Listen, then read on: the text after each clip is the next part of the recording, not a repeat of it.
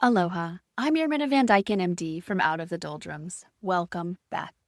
Today, we're talking about something deeply human, universally relevant, and strangely under-discussed for how much it affects our quality of life: bowel movements, constipation, gut health, and why one unassuming fruit keeps showing up in clinical trials as surprisingly effective. That fruit, any guesses? Kiwi. Not a supplement, not a cleanse, not a powder with a warning label that suggests you clear your calendar, just kiwi. What caught my attention is that kiwi has been studied in randomized controlled trials, not Instagram polls, and it keeps showing real benefits for constipation, not just in how often people go, but how well they go. And that distinction really matters more than most people realize. Let's start with the outcome researchers actually care about. You'll hear the phrase complete spontaneous bowel movements all over the constipation literature. And it sounds technical, but it's actually very intuitive. A complete bowel movement means you went without a laxative and afterwards you felt done, empty, no lingering pressure, no sense that something is still waiting its turn, no immediate urge to go again 5 minutes later. This matters because many people with constipation are not just going infrequently, they're going incompletely. And incomplete evacuation is what drives straining, bloating, pelvic floor dysfunction, and that constant low-grade abdominal discomfort that follows people around all day. So when studies show that kiwi increases complete spontaneous bowel movements, that is a meaningful physiologic improvement, not just a checkbox. Most of the trials use 2 kiwi fruits per day, green or gold, over about 4 weeks. And across studies, people experience increased bowel movement frequency, improved stool consistency, less straining, and often reduced bloating and abdominal pain. One study even compared gold kiwi fruit directly to psyllium fiber, matched for fiber content. The result was that kiwi worked just as well for bowel outcomes, and some participants actually reported better comfort with kiwi. So that alone should make us pause. Why does kiwi work so well? First, fiber. But it's not just any fiber. Kiwi contains a mix of soluble and insoluble fiber with a high water holding capacity. That means the fiber binds water in the stool, increasing stool hydration and bulk. Softer, bulkier stool stimulates stretch receptors in the colon more effectively, which helps trigger peristalsis and makes evacuation easier. Second, kiwi appears to support gut motility without acting as a stimulant laxative.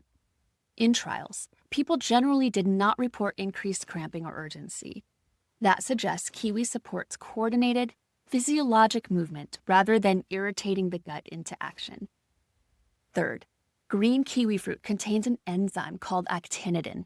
Actinidin helps break down dietary protein in the stomach and small intestine. Better digestion upstream often means less congestion downstream.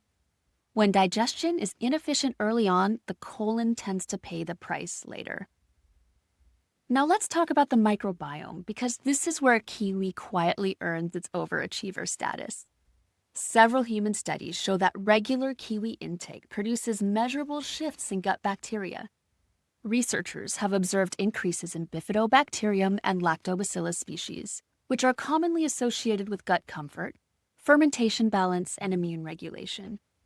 More notably, some studies show increases in a bacteria called Faecalibacterium prausnitzii. This matters because that bacteria is one of the primary producers of butyrate. And butyrate is a short-chain fatty acid produced when gut bacteria ferment certain fibers and polyphenols. It is the preferred fuel source for our colon cells. So when those cells are well-fueled, they maintain tight junctions and they produce protective mucus. This supports the integrity of our gut barrier. A healthy gut barrier keeps unwanted substances from leaking into circulation, helps regulate the immune response, and supports proper gut-brain communication. Low butyrate production has been associated with increased intestinal permeability, chronic low-grade inflammation, and higher risk of GI disorders. So when a food reliably increases butyrate-producing bacteria, it's not just a cosmetic microbiome change. That is functional. What I also appreciate is that kiwi's microbiome effects appear to be responsive rather than permanent. When people eat kiwi, certain beneficial microbes increase. When they stop, those levels tend to drift back towards baseline. This tells us kiwi is actively feeding the ecosystem. It's not like permanently rearranging it, though. And now let's talk about a piece that often gets overlooked in gut conversations: potassium. Kiwi is a solid source of potassium, and potassium is essential for smooth muscle function and nerve signaling. Your colon is basically a long tube of smooth muscle that relies on coordinated electrical activity to move stool forward. That electrical activity depends on electrolyte balance. When potassium intake is low, smooth muscle contractility can suffer. In the gut, that can show up as sluggish motility, weaker peristaltic waves, and that feeling that things are just not moving along very efficiently. Potassium also helps regulate fluid balance in the intestinal lumen. Stool hydration is not just about how much water you drink, but how well your body moves water in and out of the bowel. Adequate potassium supports that process. There's also a nervous system angle here. Potassium helps maintain normal membrane potentials in enteric neurons, the nerves that coordinate our gut movement. A well-fueled enteric nervous system leads to a smoother, more coordinated motility rather than stop-and-go traffic. So when we talk about kiwi supporting bowel function, part of the story is fiber, part of it is enzymes, part of it is the microbiome, and part of it is electrolytes quietly doing their job. Kiwi's not just adding bulk. It's supporting the electrical and muscular machinery that actually moves stool through the colon. And kiwi brings more to the table. One medium kiwi contains roughly 70 to 90 milligrams of vitamin C, more than an orange. Vitamin C supports collagen synthesis, immune function, antioxidant defense, and iron absorption. Studies show that eating kiwi regularly raises blood vitamin C levels really efficiently, sometimes as well as supplements.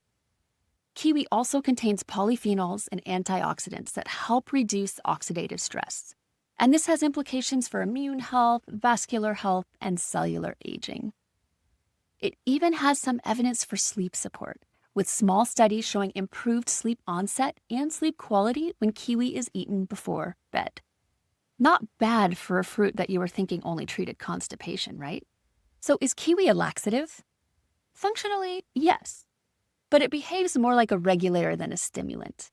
It improves stool frequency, stool completeness, and comfort without the harsh push that makes people afraid to leave the house that laxatives provide. If someone wants to try kiwi for bowel health, I would recommend starting with 1 kiwi a day for a few days, then increasing to 2 per day. That's the dose used in most of the studies. Another fun fact, you do not need to eat the skin, but you can. Peeled kiwi works, unpeeled kiwi works. Another point, hydration matters.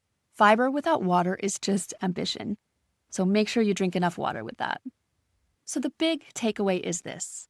Kiwi works for constipation, not because of one magic mechanism, but because it supports the system as a whole.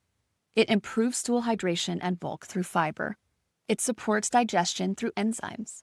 It feeds beneficial microbes that produce butyrate and strengthen the gut barrier.